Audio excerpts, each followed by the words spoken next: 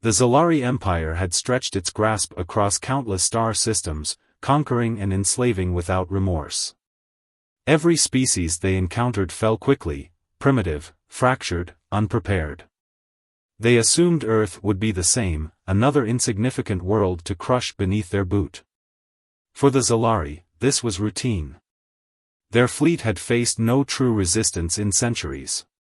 To them, war was a process, not a challenge.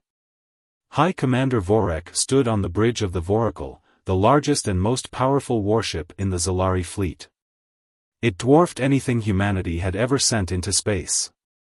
Vorek was a veteran of countless campaigns, his name whispered in fear across the galaxy. He watched Earth spin below, its blue and green surface serene, unaware of the devastation poised above it. He sneered. "They don't even know we're here yet," he said, voice dripping with disdain. His first officer, Liraxa, nodded in agreement.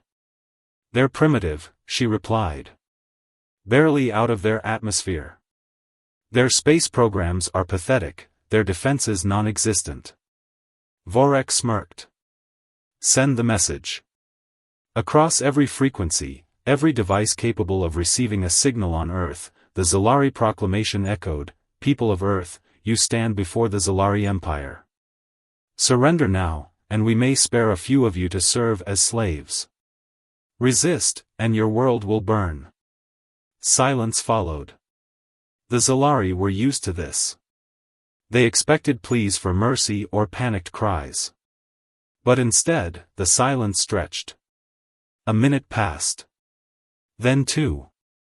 Vorek chuckled. "They're frozen in fear. Typical." But just as he turned to give the order to fire, a voice broke through their communication channels. It was calm, steady, and unmistakably human. "Xelari Empire, you've made a grave mistake. Leave now, or face destruction." The bridge erupted in laughter. Vorek allowed himself a grin.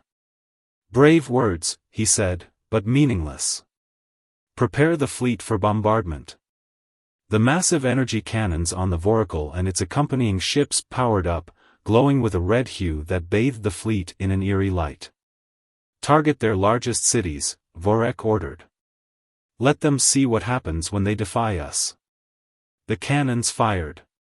Beams of pure energy lanced toward Earth, streaking through the void with terrifying speed. But then something impossible happened. The beams dissipated as they entered the atmosphere, dissolving into harmless light before they could even reach the surface. The laughter on the bridge died instantly. Liraxa turned, her face pale. What happened?" Vorek's smirk disappeared. "Fire again," he snapped. They fired. Again and again, the energy beams vanished. There were no explosions, no devastation, only silence and failure. The human voice returned, colder now. "We warned you." Suddenly, hundreds of human ships burst from Earth's atmosphere. They weren't massive like the Xelari vessels. They were sleek, nimble, and fast. They moved in perfect coordination, encircling the Xelari fleet like wolves surrounding prey. Liraxa's voice trembled. "Commander, they're ships, they're too small to be a threat. We can swat them from the sky." Vorek clenched his fists. "Then do it. Destroy them." The Xelari warships opened fire, unleashing torrents of energy. But the human ships moved too fast. They weaved through the beams with impossible precision, darting in and out like phantoms. And then they struck. Instead of firing conventional weapons, the human ships emitted concentrated pulses of electromagnetic energy. Xelari ships went dark, their systems failing one by one. Engines powered down, weapons became useless, and the mighty warships were reduced to drifting husks. Liraxa's voice was barely a whisper now. "They're disabling us. Not killing, disabling." Panic rippled through the Xelari fleet. Vorek slammed his fists onto the console. "This is impossible. We are the greatest warriors in the galaxy. The human voice returned, full of cold amusement. You were. But humanity has been at war with itself since it first stood upright. We are not prey. We are the first great warrior species. Vorek's eyes darted across the screen, watching helplessly as more of his fleet was rendered useless. We must retreat.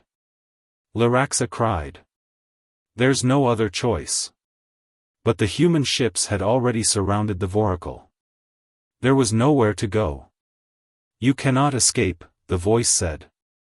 Leave, if you can, and tell your empire what you've learned. But if you return, you will find only death. Vorek slumped in his chair, the weight of his failure crushing him. He stared at the wreckage of his once proud fleet, now floating aimlessly in the void. We underestimated them, he whispered. Laraxa's voice was hollow. We thought they were prey. The human voice spoke one last time, soft but deadly. You thought wrong. The Xelari ships that remained limped away from Earth, broken and humiliated. They would carry the tale of humanity's cunning and strength to the stars. And the galaxy would know that Earth was not a prize to be claimed. It was a predator, lying in wait.